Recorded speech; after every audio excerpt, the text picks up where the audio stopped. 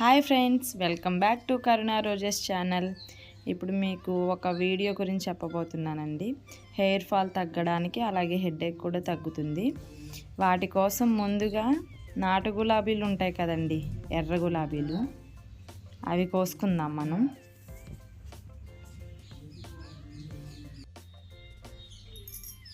తర్వాత గోరింటాకండి, గోరింటాకుని కలెక్ట్ చేసుకుందాం. ఈ ఆయిల్ వల్ల చాలా యూజ్ ఉంటుందండి. నెక్స్ట్ ఏమో రేఖ మందారం, ఎర్ర మందారం అండి. ఆ తర్వాత రేఖ మందారం, ఎర్ర మందారం ఆకులు, ఆ చెట్టు ఆకులు కూడా.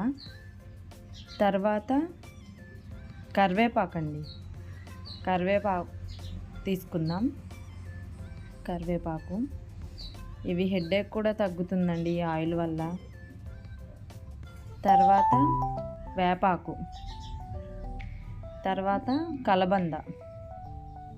కలబంద తీసుకుందాం. తర్వాత తులసాకు.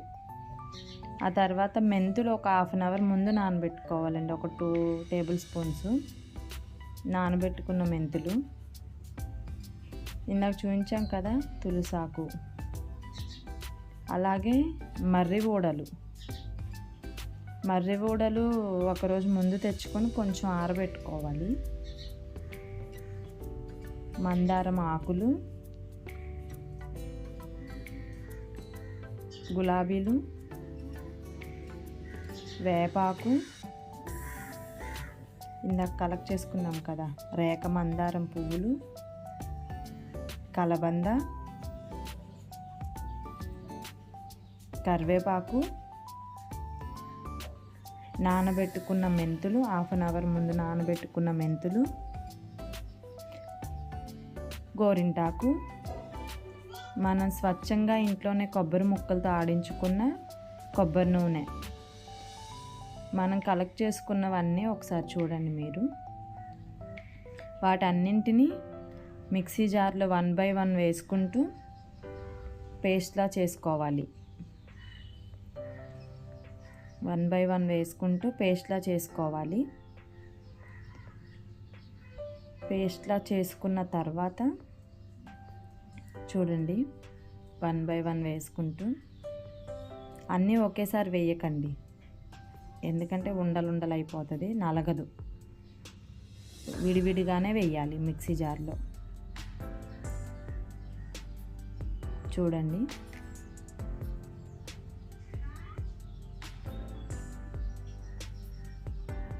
వన్ బై వన్ వేసుకొని చూడండి, కొంచెం కిందకి అలా అనుకొని కలబంద ముక్కలు లాస్ట్లో.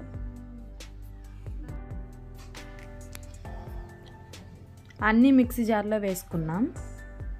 లాస్ట్లో మెంతులు, మనం ఒక 1/2 అవర్ ముందు నానబెట్టుకున్న మెంతులను కూడా వేసేయాలి. వేసుకున్న తర్వాత మూత పెట్టి మిక్సీ జార్లో మెత్తగా పట్టాలండి, పేస్ట్ లాగా. ఒకసారి మూత తీసి చూడండి పేస్ట్ ఎలా అవుతుందో. మెత్తగా గ్రైండ్ అయిన తర్వాత గ్యాస్ స్టవ్ మీద ఒక గిన్నె పెట్టుకొని, ఆ గిన్నెలో ఇందాక చూపించిన కొబ్బరి నూనె పోసేయండి. ఆ కొబ్బరి నూనె పోసిన తర్వాత ఒక 5-10 మినిట్స్ కాగాలండి. కాగడానికి ముందు అలా నొరుగులు వస్తుంది, కాగుతుంది. చూసి మనం ఇందాక గ్రైండ్ చేసి మరగాలండి కొంచెం, అదిగో మసులుతుంది చూడండి. మసిలిన తర్వాత మనం ఇందాక పేస్ట్ పట్టుకున్నాం కదా, ఇందాక పట్టుకున్న పేస్ట్ని సిమ్లో పెట్టుకొని స్టవ్ కొంచెం స్పూన్తో వేస్తూ ఉండాలి. పొంగిపోతుందండి, మొత్తం ఒకేసారి వేయొద్దు, కొంచెం చూడండి. మనం పట్టుకున్నది కొంచెం ఆయిల్ మొత్తం గిన్నె చుట్టూ లోపల వేసి అలా తిప్పుతూ ఉండాలి, స్టవ్ దగ్గరే ఉండి. తిప్పిన తర్వాత మరుగుతుంది చూడండి.